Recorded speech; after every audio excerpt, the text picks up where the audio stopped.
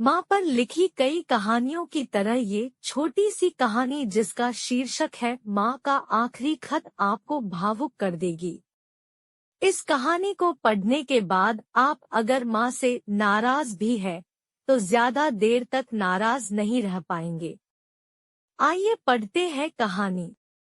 रात के 12 बज चुके थे। माँ कभी दरवाजे की तरफ देखती तो कभी एक नजर घड़ी के तरफ। माँ की आंखों में और चेहरे पर चिंता साफ नजर आ रही थी। थोड़ी ही देर में दरवाजे की घंटी बजी। माँ ने काफी तेजी से दरवाजा खोला और सामने बेटे विक्रम और बहू मान्यता को देखकर पूछा, इतनी देर क्यों हो गई?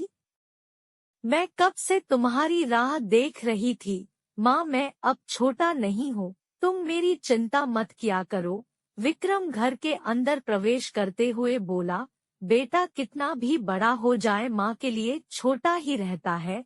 चलो छोड़ो, हाथ पैर धो लो, मैं तुम्हारे लिए खाना लगा देती हूँ। माँ ने दरवाजा बंद करते हुए कहा, मासी हम बाहर से खाना खाकर आए हैं, आप खा लीजिए, हम सोने जा रहे हैं।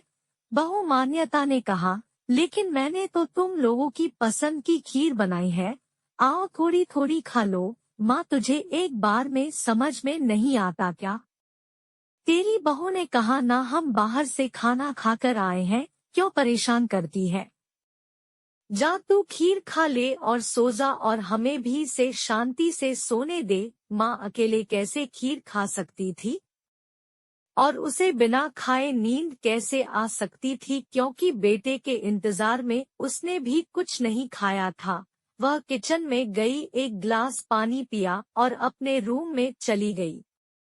सुबह 10 बजे विक्रम की आंखें खुली। बाजू में मान्यता अभी भी सो रही थी। विक्रम हॉल में आया तो लैपटॉप के पास रखी एक चिट्ठी पर उसके नजर पड़ी। यह चिट्ठी किसकी हो सकती है, यह देखने के लिए उसने चिट्ठी खोलकर पढ़ना शुरू किया। मेरे लाल, तू सोच रहा होगा कि एक ही घर में रहते हुए ये चिट्ठी क्यों? मैं तुम्हें बोलकर भी ये बात बता सकती थी। हाँ, बता सकती थी, अगर तू मेरी बातें सुनना चाहता तो। किसी एक्सप्रेस गाड़ी की तरह तू आता है और कुछ ही पलों में निकल जाता है। खैर वो सब जाने दो, कल तुम्हारा जन्मदिन था इसलिए मैंने खीर बनाई थी। सोचा कम से कम आज के दिन साथ में बैठकर खाना खाएंगे, मगर मैं यह बात बोल गई थी कि मेरा बेटा बड़ा हो चुका है तो अपने दोस्तों के साथ पार्टी करके खाना खाकर आया। चलो, मुझे इस बात की खुशी ही हुई। मेरी दवाइयाँ खत्म हो गई है। मैंने कुछ दिनों पहले तुझे दवाई की एक चिट्ठी दी थी, अगर वक्त मिले तो वह दवाई मुझे लाकर देना, मुझे थोड़ी राहत हो जाएगी। विक्रम को याद आया कि 4-5 दिन पहले माँ ने एक दवाई की चिट्ठी दी थी। उसने अपने ऑफिस के बैग में जाकर उस चिट्ठी को तलाशा और उसे खोल कर देखा।